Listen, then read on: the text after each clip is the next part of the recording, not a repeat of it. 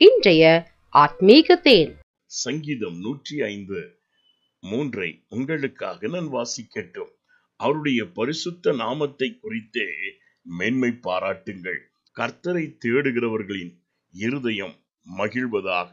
ஆம் பிரியமானவர்களே, எந்த ஒரு இருதயம் கர்த்தரை தேடுகிறதோ அதை தேவன் மகிழ பண்ண வல்லவராயிருக்கிறார். காரணம், மனிதன் முகத்தை பார்க்கிறான், தேவனோ இருதயத்தில் இருக்கின்ற ஆழங்களை ஆராய்ந்து அறிகிறவர். அவர் நொறுங்குண்ட இருதயத்தை கட்டுகிறவராய் இருக்கின்றார்.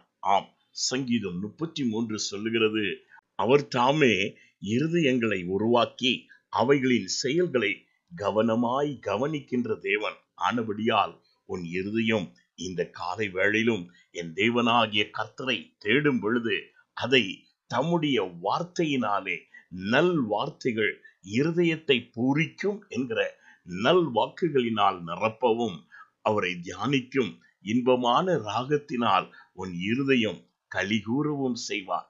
கர்த்தரிடத்தில் மாத்திரம் நீ மகிழ்ச்சியாயிரு. கர்த்தருடைய காரியங்களில் மன மகிழ்ச்சி நிறைந்தவனாயிரு. உன் இருதயத்தின் எல்லா வேண்டுதலையும் அவர் நிறைவேற்றுவார். நான் உங்களுக்காய் ஜெபிக்கட்டும். எங்களை அதிகமாய் நேசிக்கும் அன்புள்ள பிதாவே, இந்நாளையும் ஆரம்பிக்கும் முன்னால் உம்முடைய பிள்ளைகளுடைய சமூகத்தில என்னோடு இணைந்து ஜெபித்து ஆரம்பிக்கிறபடியால் நீர் தாமே அவர்களுடைய இருதய பலவீனங்களையும் நோய்களையும் துயரங்களையும் துக்கங்களையும் நீக்கி போட்டு மகிழ்வூட்ட வேண்டுமாறு ஜெபிக்கிறேன் ஆண்டவரே. ஆம் தகப்பனே, உம்முடைய பிள்ளைகளுடைய இருதயங்கள் நல்ல விஷயத்தினால் எப்பொழுதும் நிறைந்திருந்து அது அவர்களுடைய உடலுக்கு ஆரோக்கியத்தையும் பலனையும் அழிக்கக்கூடியதாய் காணப்படட்டும் ஆண்டவரே.